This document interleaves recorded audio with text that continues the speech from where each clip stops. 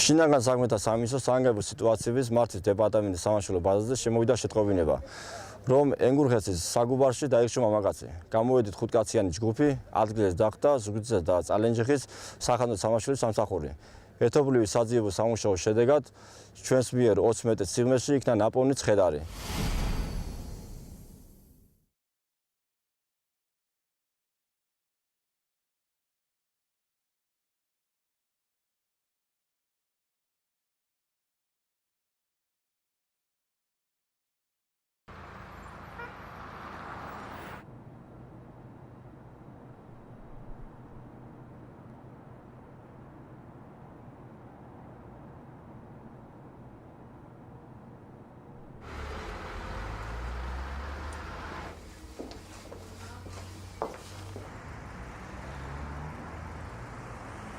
თბილისის საერთაშორისო აეროპორტში დავაკავეთ ერთი პირი, რომელმაც ნიდერლანდების სამეფოდან სხვადასხვა სახეობის ნარკოტიკული საშუალება შემოიტანა.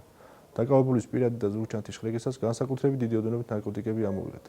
ნარკოლოგიური შემოწმებით დადგინდა, რომ დაკავებისას ბრალდებული ნარკოტიკული საშუალების ზემოქმედების ქვეშ იმყოფებოდა. გამოძიება განსაკუთრებით დიდი ოდენობით ნარკოტიკული საშუალების უკანონო შენახვისა და საქართველოში შემოტანის ფაქტზე მიმდინარეობს.